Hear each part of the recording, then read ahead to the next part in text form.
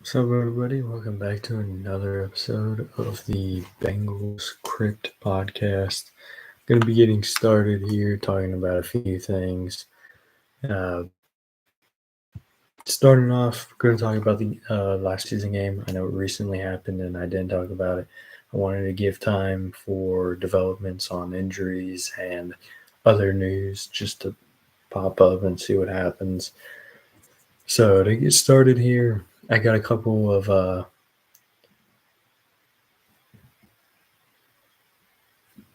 hold up.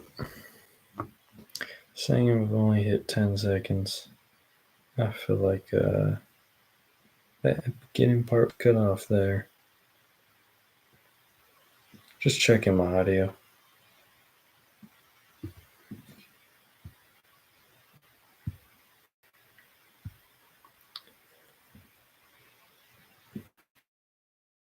Alright, it would help if I was connected to my laptop and not my phone.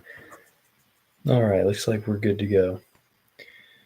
Okay, so I'm going to be talking about first something pretty significant on the defensive side of the ball.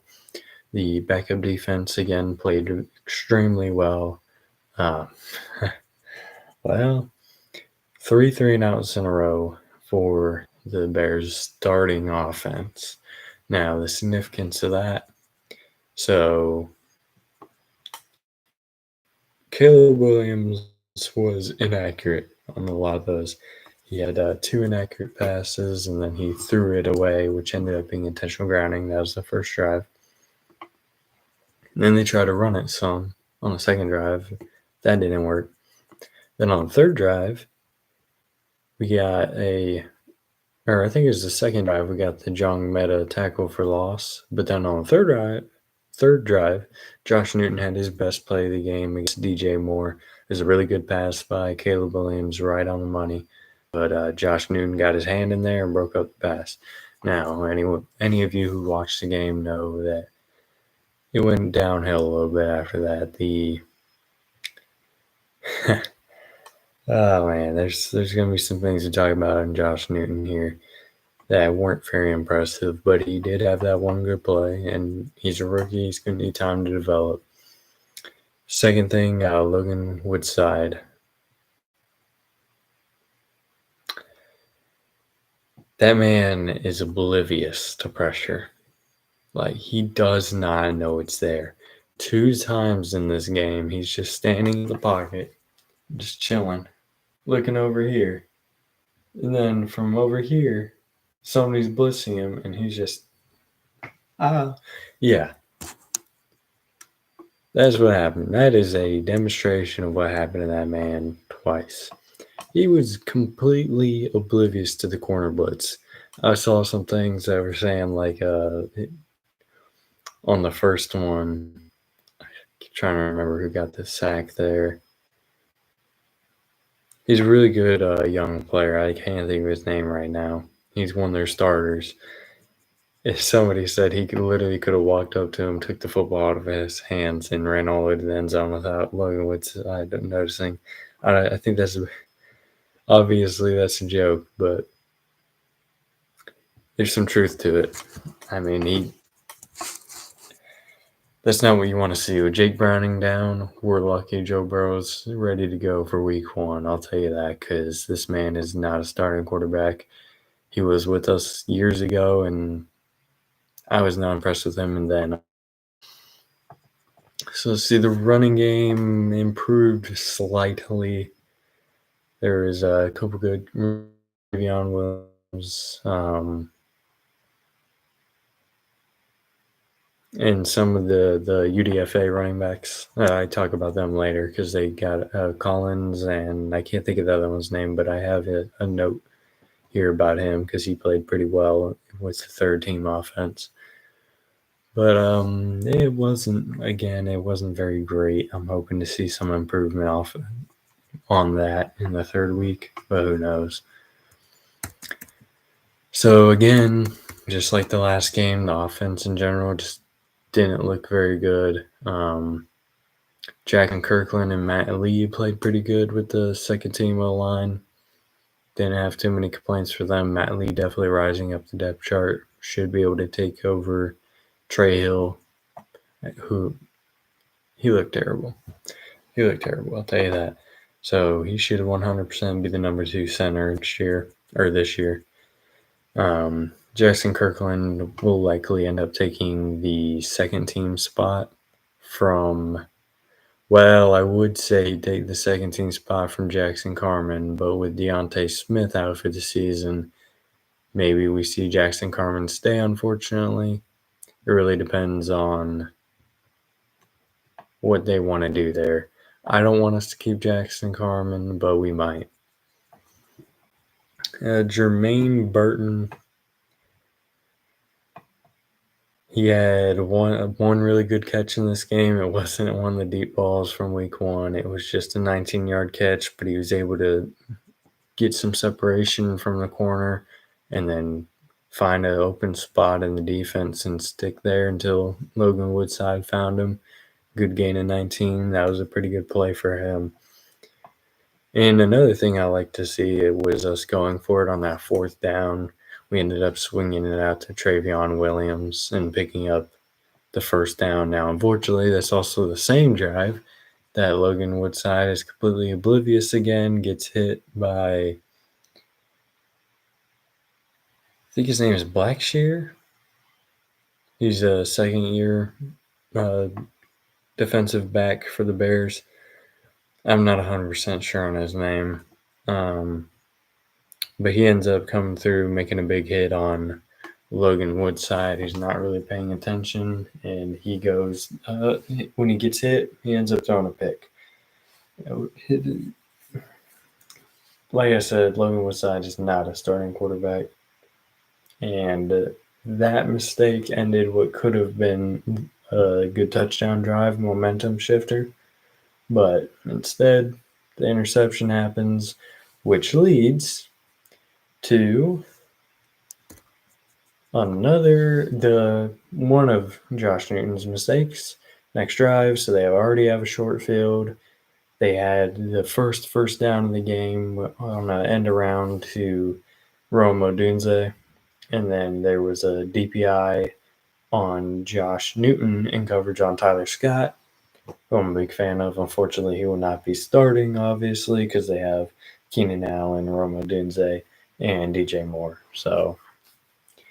But he will definitely get significant reps, in my opinion. I think that's kind of what they were showing, getting him on the field a few times. But Josh Newton, he does that DPI, and then they end up making us look like clowns as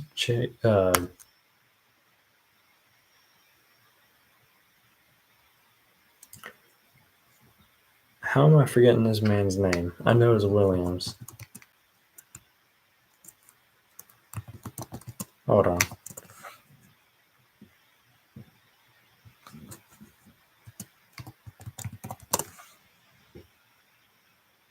Hey, no way. Caleb Williams. There we go. My bad. I don't know why I keep forgetting his first name. I keep wanting to say like Chris Williams or something else. Just not Caleb Williams. So my fault. He makes us look like clowns, as I did just now, trying to remember that name. And he gets a good scrambling touchdown. So that ends that drive. Their first touchdown. Actually, no.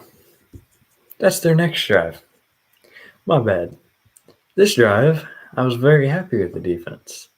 The defense did some great things. So the DPI happens, gets them all the way down the field, a goal-to-go situation.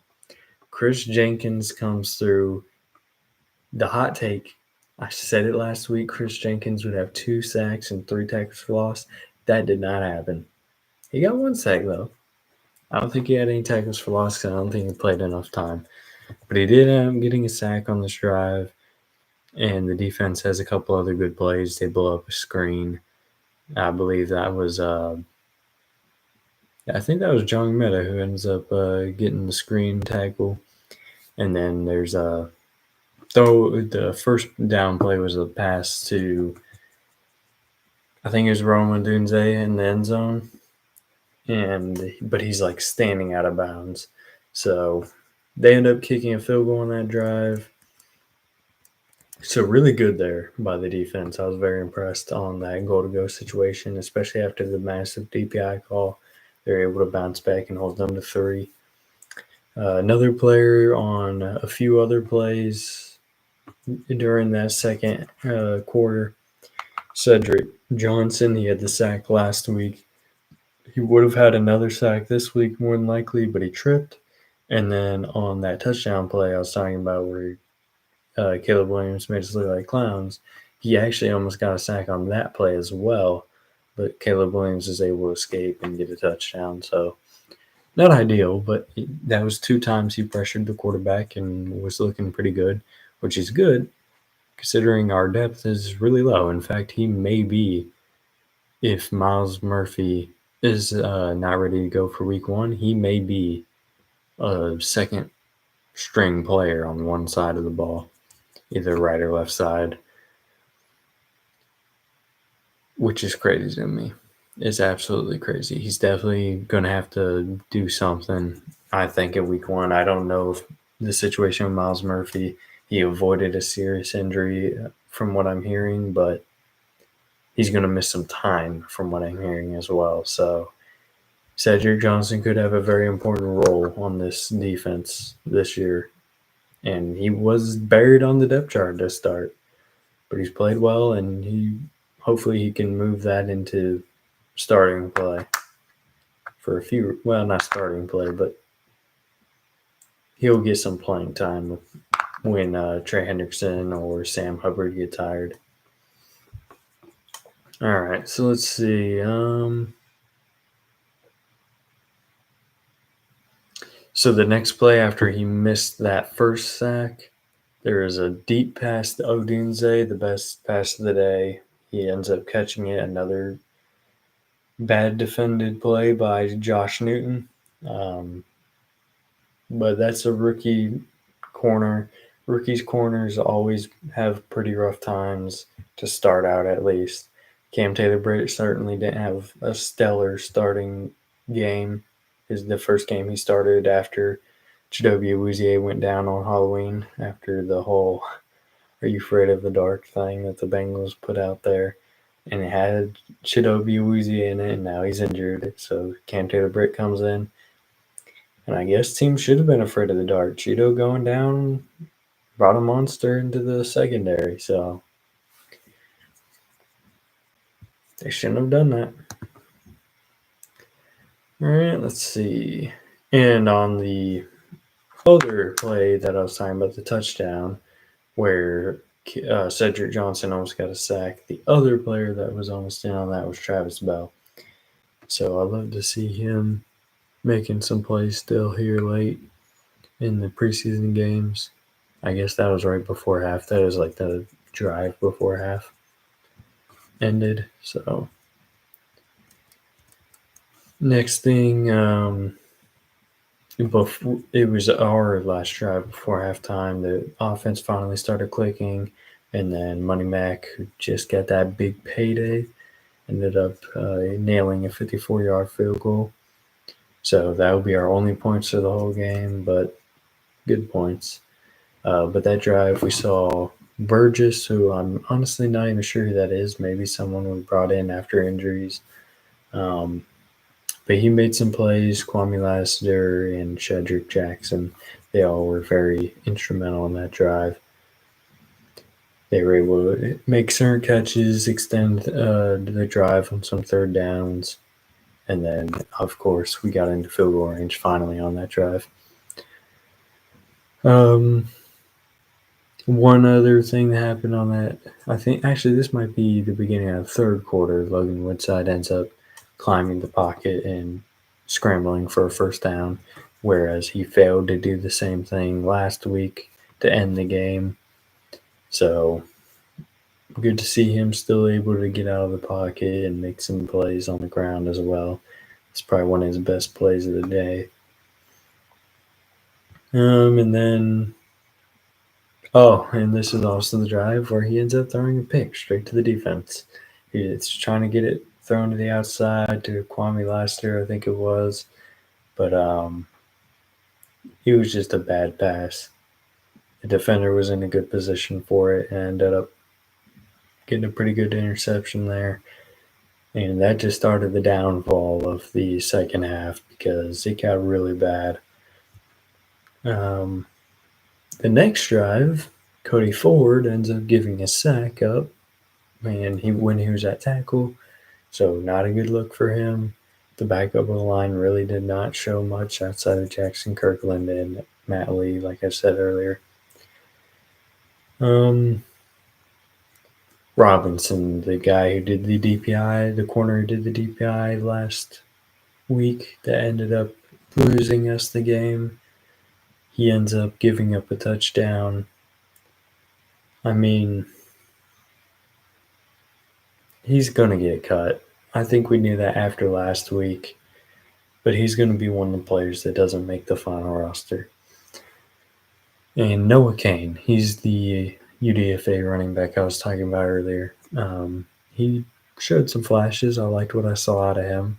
He was able to make a couple good plays. I mean, it wasn't anything like broken off for huge yardage, but 5-6 yard gains here and there looked pretty good. Rocky Lombardi played all right. I'm not going to read too much into that because Logan Woodside played really well with the threes, and now we're seeing what Logan Woodside is looking like. And also, he ended up fumbling on a design QB run, and I can't even remember if we got the ball back, but I don't think we did. The third team defense ends up getting absolutely pulverized. Well, I'm not too surprised there. It's the third team, and they still had their second strings out there for the most part. So, I mean, overall in this game, it was anytime we never had our first strings out there. They had their first strings out there the entire first half. So we get our third team out there in the fourth quarter. So the only quarter we had the same level of players playing was this third quarter. Fourth quarter is their twos against our threes. So not too surprised it wasn't very good there. Tanner McLaughlin, I liked what I saw out of him. He made some pretty good plays late in the game, was able to pick up a couple first downs, had a 10-yard catch for a first down, a little 4-yard catch. He played pretty good. I liked what I saw from him. A little more than what I've seen from Eric Hall, but Eric Hall hasn't really gotten. I haven't really seen him on the field. He had like one pass thrown to him, one or two. So I'd like to see a little more from him. Maybe they're trying not to rush him back after he had that ACL injury last year.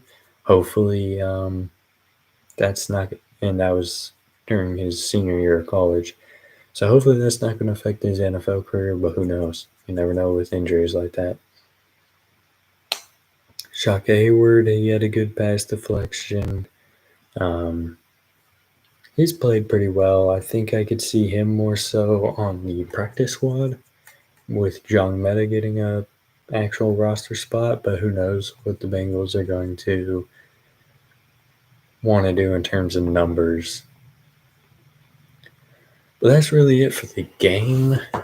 We do have some injury news. So we put Deontay Smith, Chris Evans on IR. We ended up cutting Devonta Maxwell, the defensive tackle. He was buried pretty deep on the depth chart, so not too big of a surprise there. Charlie Jones, good news on him. He should be okay to start getting some game time. I know he had some practice this week. I think he got in the game at all. I think we wanted to give him another week before we got him in to fight for that number 3 receiver spot. And I talked earlier about the Miles Murphy injury, so I won't rehash that too much, but it's non-contact knee injury, very similar to Charlie Jones. But he should be all right. But like I said, he may miss some time if it ends up being regular season reps. Cedric Johnson is going to have to fill in for that. Let me get to my hot takes. Now, we know last week the hot take was Chris Jenkins going ahead and getting a couple sacks and 3 tackles for loss. That obviously did not happen, but he did get 1 sack, so the mutant, he's going out there doing pretty well. See, I told y'all that pancake was a fluke. He's chilling. He's a rookie. He's gonna make some mistakes, but he's fine. He ain't gonna be some bust or something. But let's see. The hot take this week. Now I don't know how much these players are gonna play, but essentially it's that the running game is gonna be over 100 all-purpose yards in this week, which it has not been either the last 2 weeks. In fact, it may not even been over 50. That I need to look now. That's kind of crazy, but I think it might be true. I don't think we've been over 50 all-purpose yards in the last 2 weeks in the running game. No, actually, we're at 82. So, I mean, not terrible. So that was last week, which was the improvement. And then the first week, we had 36. So there's a hot game, a kind of hot game, and a kind of cold game. So we're hoping to get over 100. Matter of fact, we're going to boost this to 125 because 100 after seeing 82 seems a little not as much a hot take. So 125 is going to be a bit more of a hot take there. In other news, we heard Ocho Cinco, the great Bengals wide receiver, talking about the Jamar Chase contract situation. So he's predicting a deal gets done this week. Obviously, he doesn't have any insider information. That I mean, I don't think he does. I highly doubt he does. Similar to Jerry Rice talking about the deal possibly getting done with Ayuk on a Wednesday, and that didn't happen. So it's possible. There's still 3 more days this week. So maybe once the game's over, they get back to Cincinnati, they're going to sit down and knock this thing out. Hopefully, but we'll see. I don't anticipate Jamar Chase missing any regular season reps. I think he's going to come back to practice next week. Hopefully, we'll see.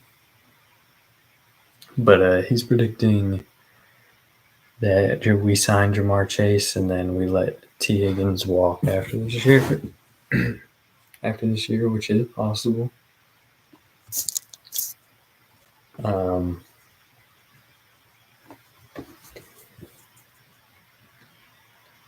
But we did find out today that he's looking for like a 4-year, $160 million contract, which is fairly reasonable for his caliber of a player. So I would not be mad at handing that out. But in other news, I'm going to set up a 53-man list here. So just give me 1 second while I pull up my notes page to start on a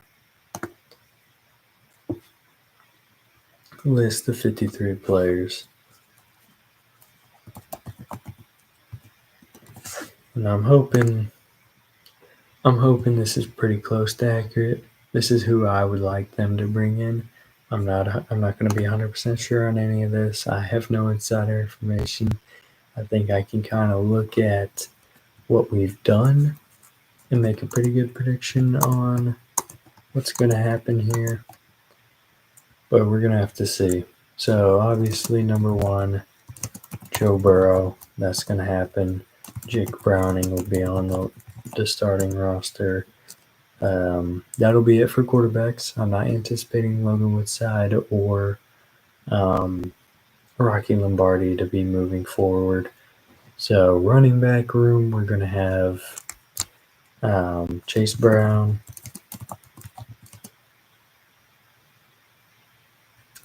Zach Moss. I'm anticipating Travion Williams to make it like he did last year. Now, I actually think either Kane or man, I can't think of his name right now. Kane or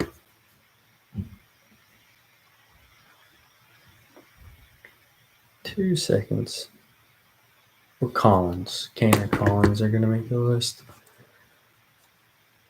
Based off of performance, I know Elijah Collins didn't show too much, but I think he could end up making the roster there over Kane.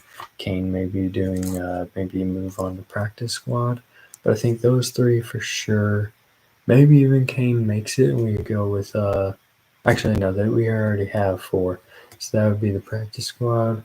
We'll jump over to wide receivers. Obviously, Jamar Chase, T. Higgins, um, Charlie Jones, Andre Yoshivas,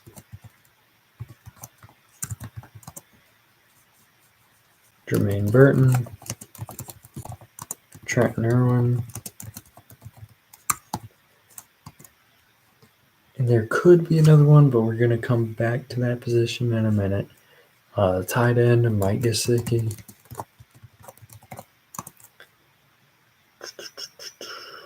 Drew Sample.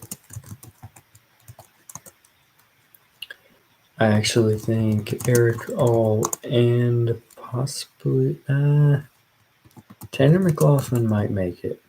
I'm going to throw him on the list, and if we come to the end, and I think there's someone that's going to end up taking his spot, I'll drop him down to the practice squad because he's going to be on the team one way or another, whether it's the practice squad or it ends up being the starting line, or not the starting lineup, but the top 53. So next we're going to go a line. I'm just going to go down the line with our starters. So we're going to have Orlando Brown.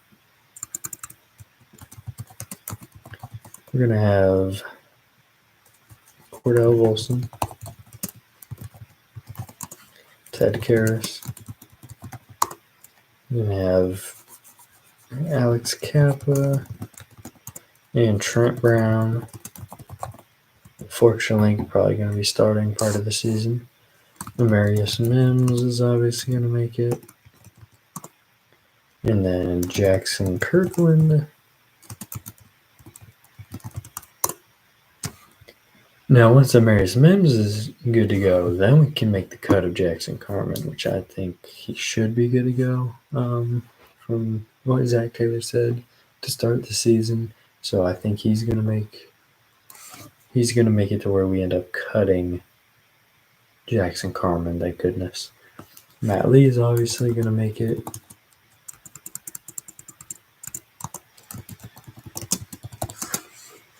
And then we get into some unknown territory here because obviously we need backups, but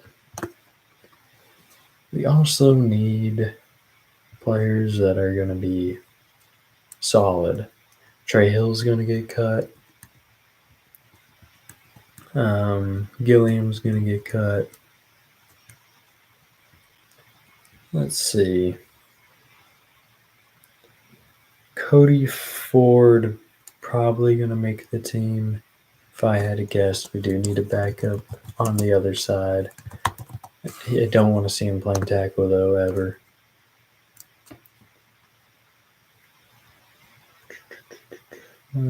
Trent Brown, Jackson Carman. And if we are going to cut, if we are going to go out and cut Jackson Carman, we'll probably keep Devin Cochran just in case. And that would put us at 10. All right, so the offense is filled out there. We know we don't run with the fullback ever, so that is going to be all of the starters right there, or the people who make the roster. So now we have to look at the defense. So obviously we'll start with the D-line. We're going to have Trey Anderson, Sam Hubbard, Sheldon Rankins, BJ Hill, and then for the depth, we will have Miles Murphy, Cedric Johnson, McKinley Jackson,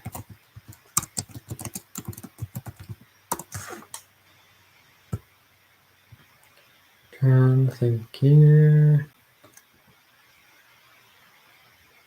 Chris Jenkins, obviously. Joseph Osai. We'll leave that for there right now. I know there's going to be more, but because that is going to leave us with 1, 2, 3, 4, 5, 6, 7, 8. Actually, that sits us at 9. Actually, I think Travis Bell makes it as well. So that'll put us at 10 defensive linemen. We'll shift the linebackers. Logan Wilson will make it. Jermaine Pratt. Those will be our starters. We'll have Akeem Davis-Gaither. We'll have Miami Jayong Meta. Apologize if I'm saying that name wrong. I probably am. In terms of anyone else, though,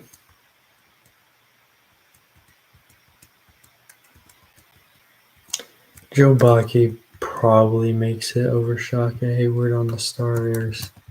I keep saying the starters.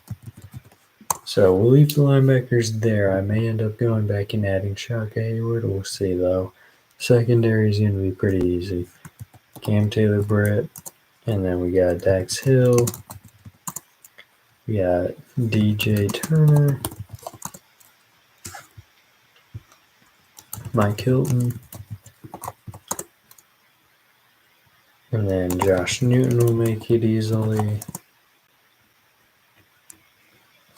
Jalen Davis probably still makes the team.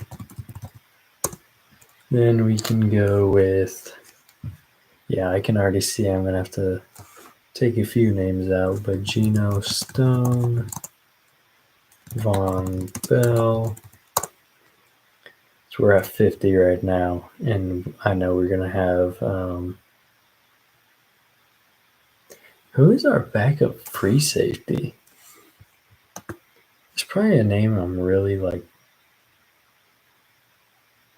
blanking on right now, but I'm probably going to feel really bad once I see who it is.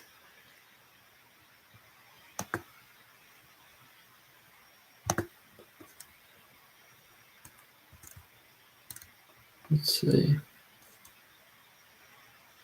Oh, yeah. Yeah, it's Tyson Anderson. Now, I see the heck just happened? Go back. Yeah, I just deleted a bunch of stuff.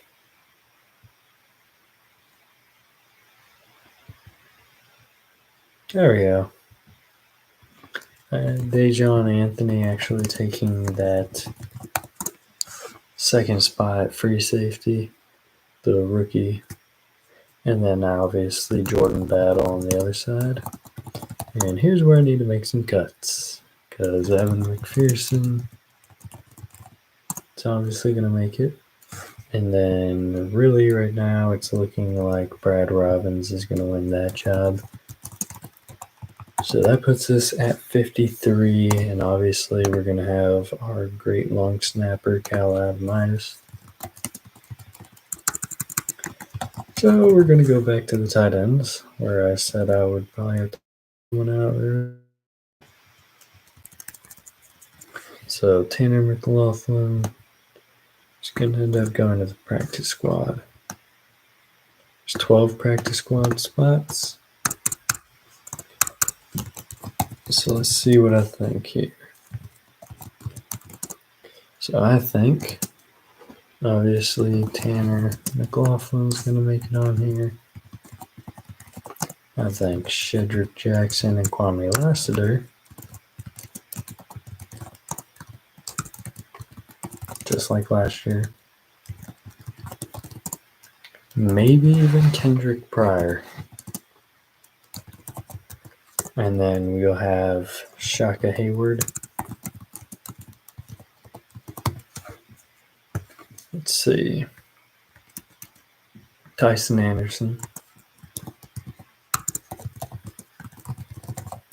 Got 6 more spots available.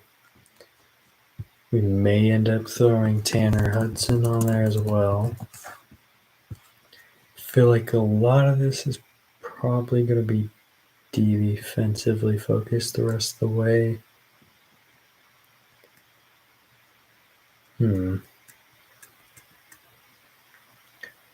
DJ Ivy will probably make it on there, as well as Alan George. Got 3 spots available. Don't anticipating putting Ryan Rico on there. It's probably going to be something on the D-line. But honestly, there's like no one really healthy there. So it would be like Carlos Davis. I think he could end up making it.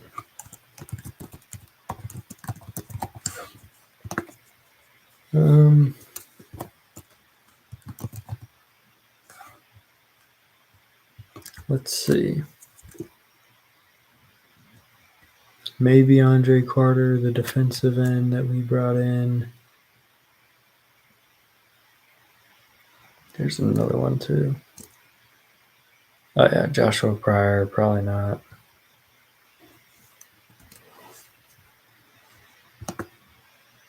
There's 2 more spots and I have no idea what to do with them.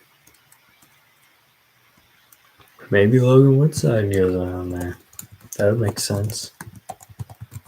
Logan Woodside to the practice squad. It's a possibility. Oh, and I can't believe I haven't thrown a single alignment on there yet. That is definitely where a lot of players are going to be coming from.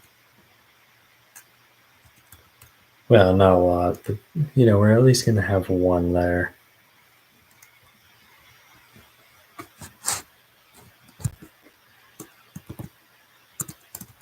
Let's see. I think we'll get this last spot.